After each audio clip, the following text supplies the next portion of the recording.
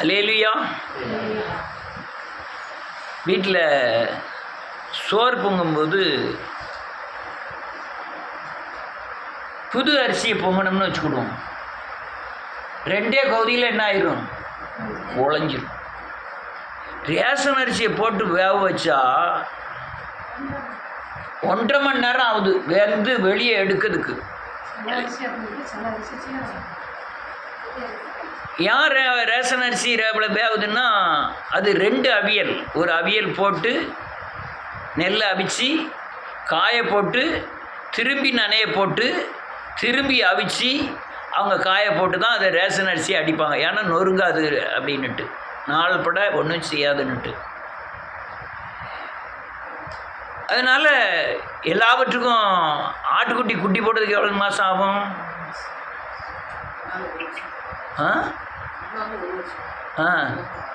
6 மாதம். யானை குட்டி போடுறதுக்கு எவ்வளோ வருஷம் ஆகும்? 1 வருஷம் ஆகும். 6 மாத குட்டியும் இருக்குது, 1 வருஷம் குட்டியும் இருக்குது. ஆமாம், மாட்டுலேயும் 6 மாதத்துலேயே குட்டி போடுறதா மாடு இருக்குது, 10 மாதத்தில் குட்டி போடுறத மாடும் இருக்குது.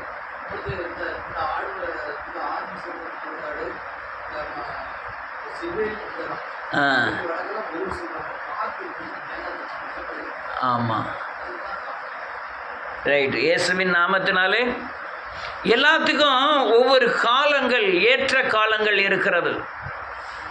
அதாவது வளர்ச்சிக்கு தக்கன, பக்குவத்துக்கு தக்கன தென்னை மரம் 5 வருஷத்துலேயே காய் தரக்கூடிய தென்னை மரமும் இருக்குது, 2.5 வருஷத்தில் காய் தரக்கூடிய தென்னை மரங்களும் இருக்குது, மாமரம் நட்டு 6வது மாதத்தில் மாங்காய் காய்க்கிற மரமும் இருக்குது. இப்படி பல கோணந்தங்களில் ஏற்ற காலங்கள், ஏற்ற வேளையிலே இந்த காய்ப்புக்கு, இந்த விளைச்சலுக்கு வரக்கூடிய காரியங்கள்லாம் இருக்குது. அதே போல் நீங்கள் கிறிஸ்துவுக்குள்ளே இருக்கிறவர்களும் ஆசீர்வதிக்கப்படுவதற்காக ஏற்ற காலங்களை தேவன் வைத்திருக்கிறார். நம்ம கடந்த நாட்களில் பார்த்தோம், மனுஷனுக்கு எது நல்ல நேரம்னா, நீ தேவனை எப்போ சந்திக்கிறையோ, தேவன் எப்போ தொடுறாரோ, தேவனை நீ எப்போ தொடுகிறாயோ அதுதான் நல்ல நேரம்னு சொல்லி பார்த்தோம். நீங்கள் இப்போ அந்த ஆசீர்வதிக்கப்படுவதற்கு ஏற்ற காலங்கள் வருவதற்கு வேத வசனத்தையும் கைக்கொண்டு, கற்பனை கட்டளைகளை கைக்கொண்டு நீங்கள் தேவனோடு நடந்தால் மட்டும்தான் உங்கள் ஏற்ற காலங்கள் தீவிரமாய் உங்களுக்கு நடப்பிக்கப்படும். அவர் உங்களை ஆசீர்வதிக்கும்படியாய், ஏற்ற காலத்திலே ஆசீர்வதிக்கும்படியாய் அவருடைய பலத்த கரத்திற்குள் அடங்கி இருங்கள்னு வேதம் சொல்லுகிறது. ஐயா, நான் வசனத்தை கொள்ளுகிறேன், கற்பனை கட்டளை கைக்கொள்ளுகிறேன்னா அது ஒரே நாளில் நடக்கக்கூடிய காரியங்கள்லாம் கிடையாது. அடிபட்டு காயப்பட்டு தேவனிடத்தில் விடுதலைக்கு சென்று விடுதலையாகி அதுக்கப்புறம் அந்த சத்தியங்களை மீறி திரும்ப தேவனிடத்திலே காயப்பட்டு திரும்ப தேவனிடத்தில் தன்னுடைய பாவங்களை உணர்ந்து அறிக்கை செய்து வசனங்களை கைக்கொண்டு கற்பனைகளை கைக்கொண்டு இப்படி தான் நம்ம வளர்ச்சி அடைகிறோம். நமக்கு வேதத்தில் வந்த உடனே நான் பரிசுத்தமாயிட்டேன்னு சொல்றதுக்கு ஒருத்தனாலையும் முடியாது. வேதத்தில் வந்த உடனே நான் விசுவாசத்தில் பலப்பட்டிருக்கேன்னு ஒருத்தராலையும் சொல்ல முடியாது.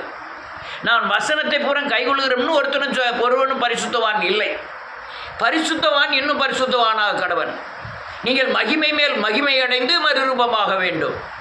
அதனால் நீங்கள் வளர்ச்சி அடைவதற்கு காலங்கள் இருக்கிறது போல அந்த ஏற்ற காலத்தில் தேவன் ஆசீர்வதிக்கக்கூடிய காலங்களின் வளர்ச்சி இருக்கிறது.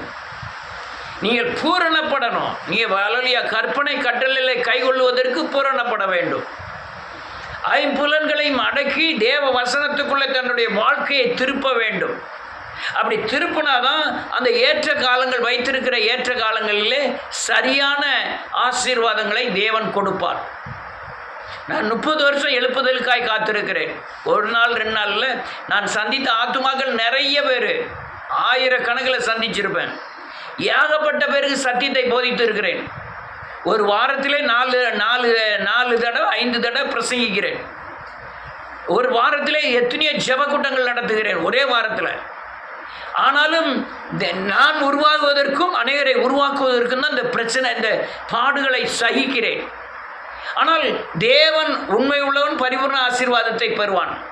இந்த ஏற்ற காலங்கள், இந்த எழுப்புதலுக்கு ஏற்ற காலங்கள் எப்படி என்றால், எல்லா மனுஷரும் அபிஷேகம் பெற வேண்டும். எல்லா மனுஷரும் அபிஷேகம் பெற்ற அபிஷேகம் பிரசன்னமாய் வெளிப்படணும். நீங்கள் எல்லாரும் அபிஷேகம் பெற்றாதான் நீங்கள் ஜெபிக்கிற இடத்துல தேவ பிரசன்னம் வெளிப்படும். தேவ பிரசன்னம் வெளிப்பட்டு நீங்கள் அல்லேலூயா வைராக்கியமாகி இயேசுவை போல மாறி கொஞ்சம் பேர் ஒரு தேசத்தில் போய் ஜெபம் பண்ணீங்கன்னா அங்கே மகிமை வெளியரங்கமாகிவிடும். கர்த்தருடைய மகிமை எங்கே பகிரங்கமாய் வெளிப்படுகிறதோ அங்கே அக்கினியின் தன்மை வெளிப்பட ஆரம்பிக்கும். ஆனால் மோசேக்கு தேவன் அக்கினியை வெளிப்படுத்தினதும், தாவீதுக்கு அக்கினியை வெளிப்படுத்தினதும், அல்லேலூயா நன்றியோடு கூட துதிக்கிறேன், சாலமோனுக்கு தேவாலயத்தில் அக்கினியை வெளிப்படுத்தினதும் ஒரு தனிப்பட்ட முறையில் வெளிப்படுத்தினார். ஆனால் புதிய ஏற்பாடு வரும் பொழுதோ வார்த்தையே அக்கினியாக இருக்கிறது, இயேசுவே அக்கினியாக இருக்கிறது. நீங்கள் வார்த்தையை நடைமுறைப்படுத்தி அல்லேலூயா இயேசுவை சாயலுக்கு ஒப்பாய் நீங்கள் மாறும் பொழுது, நீங்கள் 100 பேர் ஒரு இடத்துல போய் ஒரு தேசத்தில் ஒரு கிராமத்தில் போய் ஜெபம் பண்ணீங்கன்னா அந்த கிராமம் அசையும். அதுதான் அக்கினியின் வல்லமை. அங்கே இருக்கிற விக்கிரகத்தின் கிரியைகள் கட்டப்படும், பிசாசின் கிரியைகள் அழிக்கப்படும். அநேக ஜனங்களுக்குள்ளே இருக்கிற பாவத்தின் கொடுமையினாலே மார்பில் அடித்துக்கொண்டு மனம் திரும்பி இயேசுவை ஏற்றுக்கொள்வார்கள். இதுக்கு தான் நான் இப்போ பிரயாசப்படுகிற காரியமே இதுதான். ஏதோ பரிசுத்தாவியை பெற்றோம் என்று இல்லை, அல்லேலூயா அபிஷேகம் பெற்றோம் என்று இல்லை, அல்லேலூயா அபிஷேகம் பிரசன்னமாய் மாறினது என்று இல்லை. இந்த இப்போ வளர்ச்சியின் அடையாளம் நீங்கள் ஜெபம் பண்ணால் பிரசன்னம் வெளிப்படுகிறது. நீ அல்லேலூயா நான் பிரசங்கிக்கும் போது அநேக நேரம் பிரசன்னம் வெளிப்படுவதையும் மகிமை வெளியரங்கமாவதையும் கண்டிருக்கிறேன். இது மகிமையாய் மாறி அக்கினியாய் மாற வேண்டும். அதனால காத்திருக்கிறோம். தேவன் அல்லேலூயா அந்த ஏற்ற காலங்களை பூமியிலே வெளிப்படுத்தும் வரை காத்திருக்கிறோம். ஒரு வசனங்களை வாசிக்கலாம். உபாகமத்தின் புஸ்தகம் 11வது அதிகாரம்.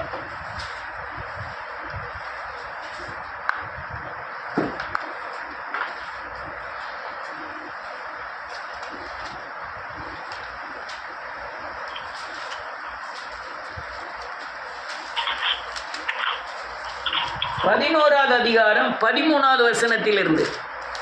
நீங்கள் உங்கள் தேவனாகிய கர்த்தரிடத்தில் உங்கள் முழு இருதயத்தோடும் முழு ஆத்துமாவோடும் அன்பு கூர்ந்து அவரை சேவிக்கும்படி நான் என்று உங்களுக்கு கற்பிக்கிற என் கற்பனைகளுக்கு கீழ்ப்படிந்தார். ஒரு நிமிஷம் உன் திராட்சை ரசத்தையும் எண்ணெயையும் சேர்க்கும்படிக்கு நான் ஏற்ற காலத்தில் உங்களிடத்தில் முன்மாறியையும் பின்மாறியையும் செய்ய பண்ணி சரி ஜீவன்களுக்காக உன் வெளிகளிலே புல் முளைக்கும்படி செய்வேன். நீ சாப்பிட்டு திருப்தி அடைவாய் என்கிறார். போதும். அல்லேலூயா. வேதம் சொல்லுது 13வது வசனத்தில், நீங்கள் உங்கள் தேவனாகிய கர்த்தரிடத்தில் முழு இருதயத்தோடும் முழு ஆத்மாவோடும் அன்பு கூர்ந்து அவரை சேவிக்கும்படி நான் இன்று உங்களுக்கு கற்பிக்கின்ற என் கற்பனைகளுக்கு நீ கீழ்ப்படிந்தால். இப்போ கிறிஸ்துவியம் எப்படி தெரியுமா? வசனத்தை கைக்கொள்ள மாட்டேன், ஜெபமே பண்ண மாட்டேன், பரிசுத்தமாக மாட்டேன், தேவனை பின்பற்ற மாட்டேன், கர்த்தர் என்னை ஆசீர்வதித்து விட வேண்டும் என்று அநேகர் நினைக்கிறார்கள். என்ன சர்ச்சில் போய் 4 பாடல் பாடினா போதும் அங்கேயும் உன்னை ஆசீர்வதிக்கிறார், உன்னை பெருக பண்ணுவார் அங்கிற சத்தியத்தை தவிர நீ பொருந்தணும், நீ அல்லேலூயா தேவனுடைய நுகத்தை சுமக்கணும், நீ சிலுவையில் அறையப்படணும், பழைய மனுஷனை கொல்லணும், புதிய மனுஷனை கிறிஸ்துவை தரித்து கொள்ள வேண்டும் என்ற போதனையே இல்லை. எப்படி எழுப்புதலை தேவன் கட்டளையிட முடியும்? வேதம் தெளிவாக சொல்லி கற்பனை கட்டளை நியமங்களை நீ கைக்கொள்ள வேண்டும். வேதம் சொல்லுது 14வது வசனத்தில், நீ உன் தானியத்தையும் உன் திராட்சை ரசத்தையும் உன் எண்ணெயும் சேர்க்கும்படிக்கு நான் ஏற்ற காலத்தில் இந்த தேசத்தில் முன்மாறியும் பின்மாறியும் பெய்ய பண்ணுவேன். கற்பனை கட்டில கை கொண்டாதான் பெய்ய பண்ணுவேன், வசனத்தை கை கொண்டாதான் பெய்ய பண்ணுவேன். நன்றியோடு கூட துதிக்கிற இந்த உலகத்தில் மனுஷர் படுகிற பாடுகளை நீங்கள் படாதபடி உங்களை போஷிக்க தேவன் வல்லவராக இருக்கிறார். நான் சொல்கிற காரியங்கள் அநேகர் நம்புவதற்கே பலன் இல்லை. இன்னும் மண்ணை கிண்டிகிட்டே இருக்காங்க. சாபம், பயங்கரமான வேர்வை வேர்த்து அலலியா கடனை வாங்கி அதை கட்டி அதை, இதெல்லாம் பயங்கரமான சாபத்தின் தன்மை. 100 ரூபாய் வருமானம்னா 1000 ரூபாய்க்கு செலவு, சாபத்தின் தன்மை. அழகா அந்த 2 மீன் 5 அப்பம்லாம் எதுக்கு எழுதியிருக்கு தெரியுமா? உன்னை ஆசீர்வதிப்பதற்கு இது ஒரு வழி என்று தான் போதிக்கிறார். ஆனால் அந்த கற்பனை கட்டளைகளை, அவருடைய சத்தியங்களை, நியமங்களை கை கொண்டால் அல்லது நீங்கள் காற்றையும் காண மாட்டீர்கள், மழையும் காண மாட்டீர்கள், பள்ளத்தாக்கு நிரம்பும். உங்கள் வர்ற பிரச்சனைகள், நீங்கள் சந்திக்கிற பாடுகள் எல்லாம் உங்களுக்கு லேசாக காற்றை போல கடந்து போயிடும். ஆனால் நான் கற்பனை கட்டளையை கைகொள்ள மாட்டேன், வசனத்தை கைகொள்ள மாட்டேன், தேவனுடைய சட்டங்களை கைகொள்ள மாட்டேன். ஆனால் தேவன் என்னை பாதுகாக்கணுங்கிறது கூடாத காரியம். மனுஷர் படுகிற பிரயாசத்தை தான் இந்த கிறிஸ்துவன் பட்டுக்கிட்டு இருக்கான். கிறிஸ்துவனுக்கு உலக மனுஷனுக்கு ரொம்ப வித்தியாசம் இருக்கிறது. இவன் சமாதானத்திற்காக பிறந்தவன், சந்தோஷத்தை அனுபவிக்கிறதற்காக பிறந்தவன், ஆயுசு நாட்கள் பெரிய வாழ பிறந்தவன், நோய் இல்லாமல் வாழ பிறந்தவன், சஞ்சலம் துக்கம் இல்லாமல் வாழ பிறந்தவன். ஆனால் கிறிஸ்துவனை விட, உலக மனுஷனை விட கிறிஸ்துவர்கள் அதிகமாக நெருக்கப்படுகிறார்கள். காரணம் என்னன்னா, கற்பனை கட்டளைகள் வசனத்தை கைகொள்வதில்லை. வேதம் சொல்லுது 15வது வசனம், மிருக ஜீவன்களுக்காக உன் வேலிகளிலே புல் முளைக்கும்படி செய்வேன், நீ சாப்பிட்டு திருப்தி அடைவாய் என்றார். நீ உங்கள் இருதயம் வஞ்சிக்கப்படாமலும் நீங்கள் வழிவிலகி அந்நிய தேவர்களை சேவித்து அவர்களை நமஸ்கரிக்காமலும் இருக்கும்படி அதுக்கு மட்டும் நீ எச்சரிக்கையாரு. அந்நிய தேவர்களை சேவிப்பது என்பது நீங்கள் சிலைகள் முன்னால் போய் நின்று வணங்கி கீழே விழுந்து கும்பிடுறது மட்டுமல்ல, தேவனை விட, இயேசுவை விட எதை அதிகமாக நேசிக்கிறீங்களோ அது அந்நிய தெய்வம், அது விக்கிரகம். விக்கிரகத்தை கும்பிட்டா என்ன ஆகும்? நீ உலக மனுஷன் சங்கடப்படுறது மாதிரி தான் பாட வேண்டியது இருக்கும். அவர் ஏற்ற காலத்தில் உன்னை வசனத்தை, நியமங்களை, சட்டங்களை கை கொண்ட உடனே உங்களை ஏற்ற காலத்திலே ஆசீர்வதிக்கணும்னு ஆயத்தமாக இருக்கிறார். நாம் அதை பின்பற்றுவதும் இல்லை, அந்நிய தேவனை சேவிக்க விரும்புகிறேன். அதனால ஆசீர்வாதத்தின் பாதுகாப்பு எனக்கு இல்லாமல் போகுது. ஆசீர்வாதம் என்றால் நிலபலன்களும் ஆடு மாடுகளும் அந்த ஆசீர்வாதம் அல்ல. உன்கிட்ட இருக்கிற 2 மீன் 5 அப்பத்தை 5000 பேருக்கு பங்கிட்டது போல இருக்கிற குறைஞ்ச வருமானத்தை தேவன் பகிரங்கமாய் ஆசீர்வதிப்பார். அல்லேலூயா. அந்த தன்மை இல்லை, அநேக அந்த தன்மையே இல்லை.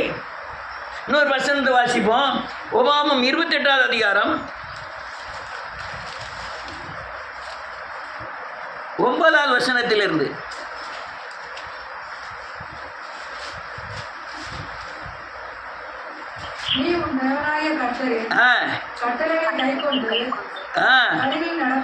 நடக்கும்போது ஆணையிட்டபடியே வேதம் என்ன சொல்லுது பாருங்க, நீ என் கட்டளையில கைகொள்ளு. இந்த போதனையை எந்த கிறிஸ்துவனை ஏற்றுக்கொள்ள மாட்டான். வசனத்தை கைகொள்ளு, நியாயங்களை கைகொள்ளு, சட்டளையில் கைகொள்ளுனா கசக்கும், இஞ்சி குடிச்ச மாதிரி இருக்கும். யாரும் ஏற்றுக்கொள்ள மாட்டார். ஆனால் ஏற்றுக்கொள்ளலாம் பாதுகாப்பு அல்ல. அடிப்படையே தேவனுடைய கட்டளை என்ன? உனக்கு அது அன்படி நடக்கணும். அல்லையா, ரொம்ப பேரை பார்த்துட்டேன், ரொம்ப ஊழியர்களே பார்த்துட்டேன். பெரிய பெரிய ஊழியர்கள் எல்லாம் சட்டங்களையும் கட்டளைகளையும் வேத வசனங்களையும் ஆட்டோமேட்டிக்காக மீறுவாங்க. பாதுகாப்பற்ற வாழ்க்கை. நான் என்ன நினைப்பேன், பாகால் தெய்வமானால் பாகாலை சேவி, கர்த்தர் தெய்வமானால் கர்த்தரை சேவி, கர்த்தர் தெய்வமானால் கர்த்தருடைய வார்த்தைக்கு கீழ்ப்படி. நீ கர்த்தருடைய வார்த்தைக்கு கீழ்ப்படிந்து பாகாலை சேவித்து தேவனுடைய ஆசீர்வாதத்தை எதிர்பார்த்தா அது எப்படி கிடைக்கும்? பாதுகாப்பற்ற நிலைமை. கொடூர வியாதிகளினாலும் படுக்கையிலும் அல்லையா அநேக ஆக்சிடென்ட்டிலும் அநேக விபத்துக்களிலும் அநேக மன சஞ்சலங்களிலும் துக்கங்களிலும் அல்லையா வேதனையிலும் கிறிஸ்துவ ஜனங்கள் மாற்றுவதற்கு ஒரே காரணம் சட்ட திட்டங்களையோ கட்டளையோ கற்பனையோ கைகொள்வதே இல்லை. ரொம்ப துணிகரம். அவர் சிலுவையில் அறையப்பட்ட இயேசு கிறிஸ்துவ நினைக்கிறாங்க. அவர் பட்சிக்கிற அக்னியா இருக்கிறார்னு வேதம் சொல்லுகிறது. அங்கே இல்லை, மரியாள் மடியிலையும் அல்லது சிலுவையிலே இயேசு இல்லை. அவர் மரித்து அடக்கம் பண்ணப்பட்டு உயிர்த்து சிங்காசனத்தில் வீட்டிருக்கிற பரமபிதா. அட்ஜஸ்ட்மெண்ட்டு, அதாவது ஆண்டவர் என்னை சகிச்சுக்கிடுவார், அதெல்லாம் கிடையாது. உன்னுடைய ஒவ்வொரு கிரியைக்கும் தீர்ப்பு உண்டு. உன் இருதயத்தின் யோசனைகளுக்கு எண்ணங்களுக்கு தீர்ப்பு உண்டுன்னு வேதம் சொல்லுது. பிரசங்கி 3வது அதிகாரம் 17வது வசனத்தில் எண்ணங்களுக்கு தீர்ப்பு உண்டுன்னு வேதம் சொல்லுகிறது. அதனால் அநேகர் நல்ல வேஷம் போடுறாங்க, நல்ல பாட்டு படிக்கிறாங்க, நல்ல ஜெபம் பண்ணுறாங்க, ஆனால் சத்தியத்தை துணிஞ்சு மீறுகிறார்கள். அதனால் ஆசீர்வாதம் இல்லை, ஆனால் பாதுகாப்பு இல்லை. அதனால் உலக ஜனங்களை காட்டிலும் அதிகமான வேதனைக்கும் துக்கத்திற்குள்ளும் சிக்கி தவிக்கிறார்கள். 100 வசனத்தை வாசிப்போம். யோபுவின் புத்தகம் 5வது அதிகாரம்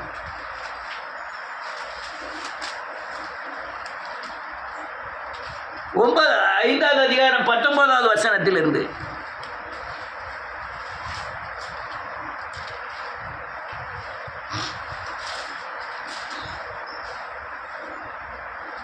தாழ்ந்தவர்களை தப்பு சுத்திக்கிறவர்களை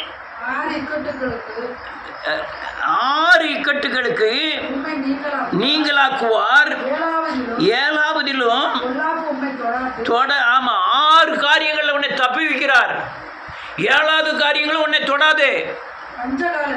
வேதம் சொல்லுது பஞ்ச காலத்திலே, ஒரு நிமிஷம், பஞ்ச காலத்திலே கர்த்தர் உன்னை மரணத்துக்கு தப்பு வைப்பார். உலகம் பூரா பஞ்சம் உண்டாக போகுதுன்னு சொல்லிக்கிட்டே இருக்காங்க.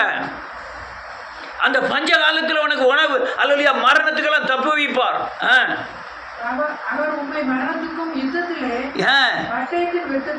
ஆமேன். பாகிஸ்தானுக்கும் இந்தியாவுக்கும் சண்டைக்கு வந்ததுன்னா பாம்பு போடும்போது உன்னை தப்பு வைப்பார். அல்லையா வேதம் சொல்லுது, அல்லையா யுத்தத்திலே பட்டயத்தின் வெட்டுக்கும் விலைக்கு உன்னை மீட்பார். அடுத்தல நாவின் சவுக்குக்கு நீ மறைக்கப்படுவாய். என்ன நாவின் சவு? கெட்ட வார்த்தை சொல்லி ஏசுகிற ஜனங்கள் அநேகர். கணவன் மனைவிக்குள்ளே இது நல்ல வார்த்தையா கெட்ட வார்த்தையான்னு சரியில்லை. மன கசப்பு உண்டாக்குனாலே நீ தேவனுடைய பாதத்தில் இருக்க தகுதியற்றவன் ஆயிடுவேன். கணவன் மனைவிக்குள்ள சரியான ஐக்கியம் இல்லைன்னா நீ தேவனுடைய ராஜ்யத்துக்கு உகந்தவன் அல்ல. நான் நேத்தா தான் சொன்னேன்னு நினைக்கிறேன். நேத்தம் தான் அது வாயின் வார்த்தைகள் நெருக்கப்படணும். வாயின் வார்த்தைகள் தேவ சத்தியத்துக்குள்ளே வரணும். நீங்கள் அடுத்தவன் மன கஷ்டப்படைங்கிறதுல இவங்க ரொம்ப சந்தோஷப்படுறது. யாராவது அல்லையா நம்ம பேசுகிற வார்த்தையில் வேதனை அடைஞ்சாங்கன்னா உள்ளத்தில் பயங்கர சந்தோஷப்படுது. அது தேவனுக்கு விரோதமான பகை. அவர்களுக்காகவும் இயேசு மரித்து இருக்கிறார். அடுத்த நிலை இருக்கு,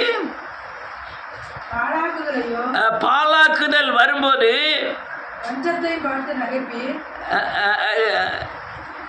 நாவின் சவுக்குக்கு மறைக்கப்படுவீர். பாலாக்குதல் வரும்போது பயப்படாமல் இருப்பீர். கொரோனா வரும், பாலாக்குதல் கொள்ளை நோய் வரும், பஞ்சம் வரும், நீ பயப்படாம இருப்ப. தேவன் பாதுகாப்பார். சத்தியத்துக்கு உட்பட்டால், வேத வசனத்துக்கு உட்பட்டால். அல்லையா உலக ஜனங்கள் தனக்கு எந்த கட்டுப்பாடும் கிடையாது. என்னன்னாலும் பேசலாம், என்னன்னாலும் நடக்கலாம், என்னன்னாலும் சிந்திக்கலாம். என்ன அப்படி இல்லை கிறிஸ்தவம். நமக்குன்னு ஒரு சட்டம் இருக்குது, நமக்குன்னு ஒரு திட்டம் இருக்குது, நமக்குன்னு ஒரு வழிமுறைகளை தேவன் எழுதி வச்சிருக்கிறாரு. அதெல்லாம் இருந்தால் தான் உன்னை பஞ்ச காலத்தில் அல்லையா பட்டைய வெட்டுக்கெல்லாம் தப்பி வைப்பார். அடுத்த நிலை இருக்கு, பாலாக்குதலையும் பஞ்சத்தையும் பார்த்து நீ நகைப்பாய். வல்லம் பூரா அந்த என்னது 68 நினைக்கிறேன், 1968 நெல் விலை அரிசியே எல்லாம் போயிட்டு, எங்கே பார்த்தாலும் மக்காச்சோள மாவு, எங்கே பார்த்தாலும் ஏழலை கிழங்கு தான் வாங்கி சாப்பிட்டாங்க. அந்த அந்த பஞ்ச காலங்கள் வரும். இன்றைக்கி அநேக நாடு பஞ்சத்தில் தான் இருக்குது. அடுத்த வேளை சாப்பாட்டுக்கு ஒன்றும் கிடையாது. அநேக இஸ்லாமிய நாடுகள், ரஷ்யா, அல்லலியா உக்ரைன், அல்லலியா பாலஸ்தீனம், ஈரான், ஈராக் எல்லாமே பஞ்சத்தில் கிடந்து சாகுறாங்க. சிரியாலாம் பயங்கர பஞ்சம். அந்த பஞ்சத்தை பார்த்து நகைப்பீர். எப்போ கற்பனை கட்டளைகளை கைகொண்டா, நியமங்களை கைகொண்டா, பிள்ளைகள் விஷயத்தில் அநேகர் தத்துவத்தை பயங்கரமாக மீறுகிறார்கள். ஒன்றும் நடக்காதுன்னு நினைக்காங்க. காத்திருங்கள், எல்லாவற்றுக்கும் அல்லலியா கணக்கு இருக்குன்னு வேறு சொல்லுது. நீதிமானுக்கு இந்த பூமியில சரி கட்டப்படும். பிள்ளைன்னா உடனே சத்தியத்துக்கு மீறுகிறது, பயங்கரமாக மீறுறது. பண விஷயத்தில் பயங்கரமான துரோகம் பண்ணுறது. அல்லலியா தன்னுடைய சுயத்துக்காக எதனாலும் செய்ய துணிகிறது. எப்படி தேவன் நீதி செய்ய முடியும்? அவர் நீதி உள்ள நியாயாதிபதி. அவர் சொல்லார், என்கிட்ட கொஞ்சமேனும் இருள் இல்லை, கொஞ்சமேனும் எனக்கு இருள் இல்லைங்கிறாரு. அதெல்லாம் செஞ்சாருன்னா இந்த 6 இக்கட்டுக்கு நீங்கள் மாட்டிடுவீங்க, தப்பிக்க முடியாது. அடுத்த நிலை இருக்கு. ஆமென். ஆமென். நீ சரியான பண்ணி நடந்தீங்கன்னா வெளியில கல்லோடு உனக்கு உடன்படிக்கை இருக்கும், வெளியின் மிருகங்களும் உம்மோட சமாதானமா இருக்கும். சிறு பிள்ளை பாம்பின் புற்றிலே கையை விடுவான், ஒரு சிறு பிள்ளை சிங்கத்தை மேய்ப்பான்னு வேதம் சொல்லுது. சிங்கம் மாட்டை போல புல்லை தின்றோம். அது இதெல்லாம் நீங்கள் இப்போ சொல்கிறது உங்களுக்கு மிரட்டுறதுக்காக கேட்கல, நான் சொல்கிறது பூரா சத்தியம். வேதம் சொல்லுது, தேவனுக்கு பயப்படுகிற மனுஷன் இவ்விதமாய் ஆசீர்வதிக்கப்படுவான். 128வது சங்கீதம். தேவனுக்கு நீ பயப்படுகிற மனுஷனா இவ்விதமாய் அல்லலியா வீடு, மனைவி, பிள்ளைகள், அல்லலியா நீ கையிட்டு சேர வேலைகள் எல்லாம் ஆசீர்வதிக்கப்பட்டிருக்கும். அநேகர் கட்டளை கற்பனைகளை பயங்கரமாக மீறுகிறாங்க. ஆனால் வெளி வேஷம் பக்தியின் வேஷம், பேச்சுகள் பக்தி பரிசுத்தத்தின் வேஷங்கள். அநேகர் நீதியை நடப்பிக்கிறது இல்லை. ஒரு 100 ரூபாய் போட்டுட்டா வாகாட்டிட்டு போய் அந்த 100 ரூபாய் கடிச்சிட்டு ஓடே வந்துடுவாங்க. நாயை விட கேவலமா சத்தியத்தை விற்கிறதுக்கு ரெடியாக இருக்காங்க. அடுத்தால ஒரே ஒரு வசனத்தை வாசி முடிப்போம்.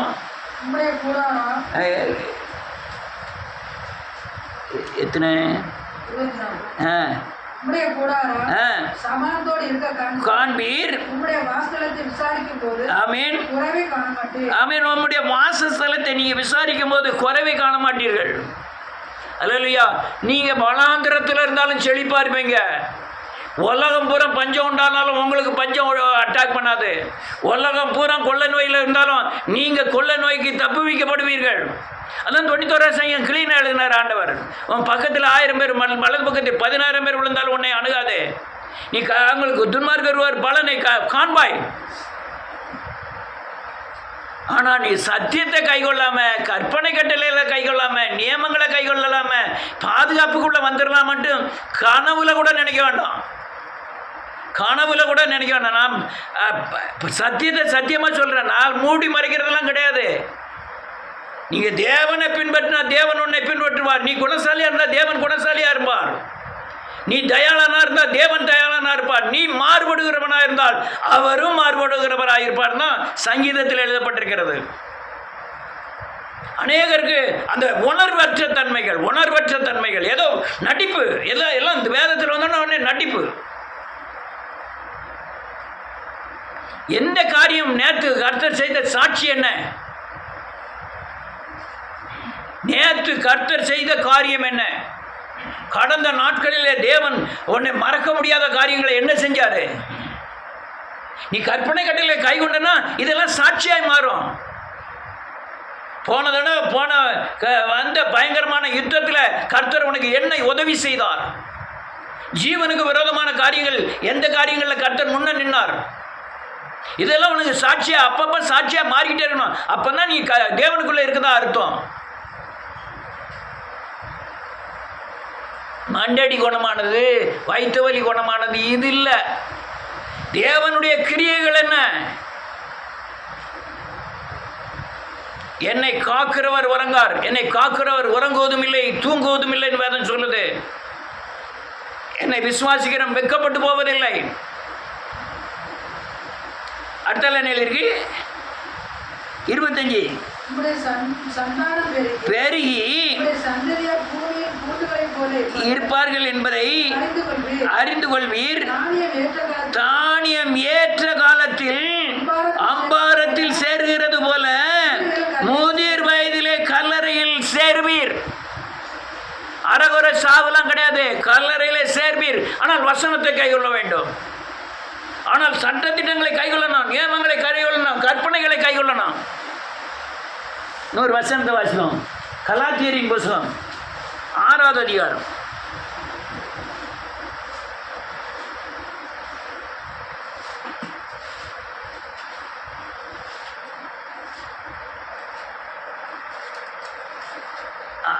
எத்தனை வசனம்?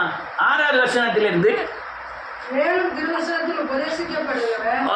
திருவசனத்திலே உபதேசிக்கப்படுகிறவன் பகிர்ந்து கொடுக்க கடவன். மோசம் போகாதிருங்கள். அவரை பரியாசம் பண்ண விட்டார். எதை விதைக்கிறானோ அதை அறுப்பான். மாம்சத்தென்று விதைக்கிறவன் அழிவை அறுப்பான். ஆவிக்கென்று விதைக்கிறவன் நித்திய ஜீவனை அறுப்பான். சோர்ந்து போகாமல் இருப்பாக. ஆமீன்.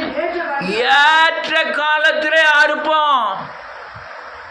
தளர்ந்து போகாத, விதைக்கணும், தேவனுக்கு பகிர்ந்து கொடுக்கணும்.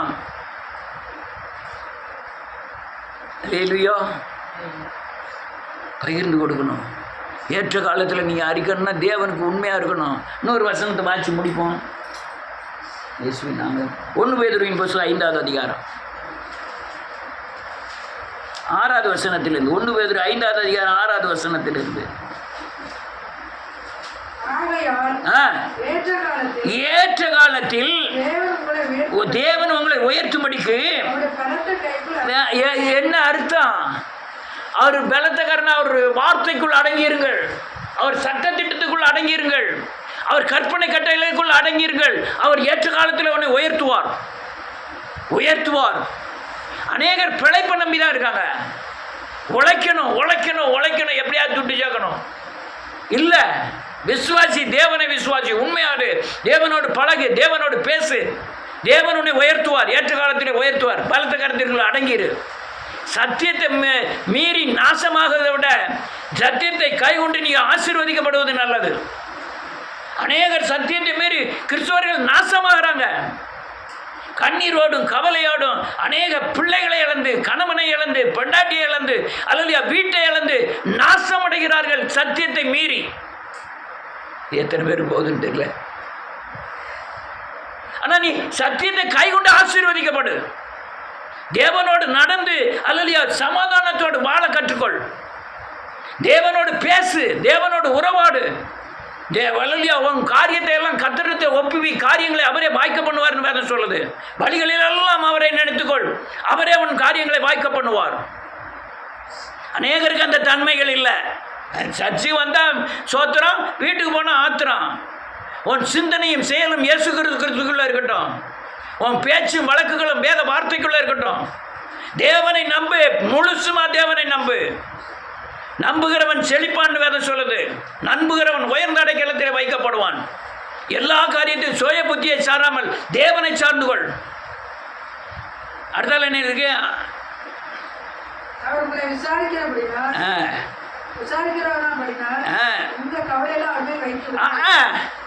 அவர் உங்களை விசாரிக்கிறவரானபடினால் உங்க கவலை எல்லாத்தையும் அவர் மேல வச்சிருங்க. அவர் மேல வச்சு யார் வைக்கா?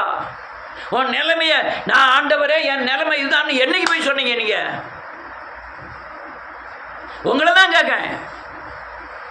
ஒவ்வொரு நாளும் அல்லது தேவ சமூகத்தில் போய் என் நிலைமை இதுதான், என் பிரச்சனை இதுதான், இதுன்னு என்னைக்கு சொல்லியிருக்கோம்? வீட்டு பிரச்சனையே சொன்னது கிடையாது. தெரியுமா உங்களுக்கு? எனக்காண்டி சேவம் பண்ணிக்கிடுங்க அப்படின்னு சொல்லியிருக்கோம். நீங்கள் என்னைக்கு சொல்லியிருக்கீங்க தேவ சமூகத்தில் போய் முழங்கால் படிக்கிட்டு, ஆண்டவரே என் வீட்டு நிலைமை இது, என் நிலைமை இது, நான் இப்படி நடந்துக்கிட்டு இருக்கேன், என்னை காப்பாற்றணும்னு என்னைக்கு சொல்லியிருக்கீங்க? நீங்கள் சொன்னேலான்னு சொன்னால் ஆமான்னு போய் சொல்லுவீங்க. ஆனால் சொல்கிறதே கிடையாது. தன்னுடைய நிலைமையை அப்படியே தேவனிடத்தில் ஒப்பிக்கிறதே கிடையாது. ஒன்றுக்கும் கவலைப்படாமல் எல்லாவற்றையும் சோத்திரத்தோடு கூடிய ஜெபத்தினாலும் வேண்டுதலினாலும் அவருக்கு தெரியப்படுத்துங்கள். எல்லாவற்றுக்கும் மேலான தேவ சமாதானம் உங்கள் இருதயத்தை ஆண்டு கொள்ளும். வேதம் சொல்லுது, அவர் விசாரிக்கிறவர், அவர் தகப்பன், நம்மை பொறுப்படுத்திருக்கிறார், நமக்காக ஜீவனை கொடுத்தவர். அல்லது ஜீவனை கொடுத்தவர், எல்லாவற்றையும் தன் சொந்த குமாரனை தந்தவர், மற்ற எல்லாவற்றையும் தராமல் இருப்பது எப்படின்னு வேதம் சொல்லுது. யார் சொல்றா? ஆண்டவரே என் நிலைமை இதுன்னு அன்னைக்கு சொல்லியிருக்கோம். மனசை தொட்டு சொல்லுங்க. ஒவ்வொரு நாளும் உங்க நிலைமையை தேவன் சொல்லியிருக்கீங்களா? அடுத்த லைன் எழுதிருக்கு,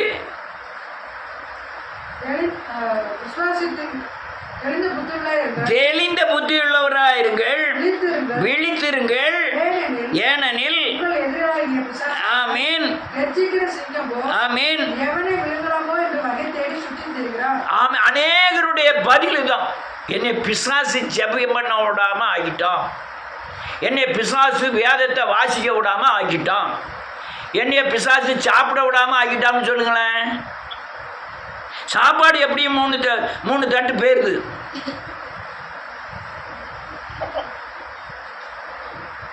ஆனா என்ன ஜெபம் பண்ண விடாம ஆகிட்டான்னு அநேகர் சொல்ல கேட்டிருக்கேன். பிசாசு ஜெபமே பண்ண விட மாட்டேங்கான் பிரதர், பிசாசு வேதத்தை வாசிக்கவே விட மாட்டேங்கான் பிரதர். ஆனா பிசாசு அல்லையா என்னை சாப்பிடவே விட மாட்டேங்கான் பிரதர்ன்னு சொல்லலாம்ல.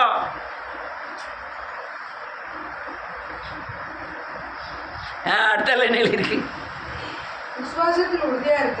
நல்ல கேளுங்க, விசுவாசத்திலே உறுதியா இருந்து அவனுக்கு எதிர்த்து நில்லுங்கள், சகோதரத்திலே பாடுகள் நிறைந்து இருக்கிறது என்று நிறைவேறுகிறது என்று அறிந்திருக்கிறீர்களே. எதிர்த்து நில்லுங்க, தேவனை நோக்கி பாருங்க. நீங்க வசனத்தை கைகொள்ளாமல், தேவனுடைய கட்டளைகளை கற்பனைகளை கைகொள்ளாமல், நியமங்களை கைகொள்ளாமல் நீ கிறிஸ்துவனா இருக்கதே வேஸ்ட்டு. பைபிளை தூர தூக்கி வச்சுட்டு நீங்கள் பாட்டில் போய் வரி கொடுத்துட்டு ஊரோட சேர்ந்துட்டு போயிடலாம். யாம்னு கேட்டால் அவங்கள விட நீங்கள் ரொம்ப தண்டிக்கப்படுவீர்கள். சத்தியத்தை கைகொள்ளலாம், தண்டிக்கப்படுவீர்கள். சத்தியத்தை அநேகர் பயங்கர அட்ஜஸ்ட்மெண்ட் பண்ணுவாங்க. பயங்கரமாக போய் சொன்னால் அது ஒன்றும் செய்ய மாட்டார், களவாண்டா அது ஒன்றும் சொல்ல மாட்டார், இப்போ கெட்டார்த்த பேசுனா அது ஒன்றும் செய்ய மாட்டார், பிள்ளைகளுக்கு என்ன தப்பு பண்ணினா அதெல்லாம் ஒன்றும் இல்லை, பிரச்சனை இல்லை. முதுவை நல்ல எண்ணெய் போட்டு வச்சுக்கிடுங்க, என்னைக்குனாலும் அதுக்கு உண்டான பதில் உண்டு. சட்டத்தை மீறுகிறவர்களுக்கு என்னைக்குனாலும் தண்டனை உண்டு. அதனால் நல்லா காட்டுக்கிடுங்க. அவருக்கு ஏற்ற காலத்தில் உங்களை உயர்த்தும்படி அவருடைய பலத்த கரமாகிய வேத வசனத்திற்குள்ளும் கட்டளைக்குள்ளும் கற்பனைகளுக்குள்ளும் உங்கள் வாழ்க்கையை அமைத்துக் கொள்ளுங்கள். ஏற்ற காலம் வரும்போது உயர்த்துவார், பகிரங்கமாய் உயர்த்துவார். அதனால் இதெல்லாம் காரியங்கள். ஏற்ற காலம் யோசேப்புக்கு வந்து சட்டத்தின்படி நடந்தால் கடையாக ஏற்ற நேரத்தில் கர்த்தர் உயர்த்தினார். தானியேல் சட்டத்தின்படி நடந்தால் எவ்வளோ உபத்திரங்கள் நடக்கும்போதும் தேவனை விட்டு விலகலை, தேவனுடைய வார்த்தை விரோதமாக நடக்கலை, கர்த்தர் ஒரு நாள் உயர்த்தினார். தாவீது அல்லையா வனாந்திரத்தில் ஓடினான், ஒரு நிமிடம் கூட தேவனுக்கு விரோதமான காரியங்களை செய்யலை, ஒரு நாள் வந்தது அவர் உயர்த்தினார். அப்படியே உங்களையும் உயர்த்துவார். நீங்கள் சட்டத்திட்டங்களுக்கு கட்டுப்படுங்கள், கர்த்தர் உங்களை மென்மேலும் ஆசீர்வதித்து உயர்த்துவார். கர்த்தர் ஆசீர்வதிப்பார்.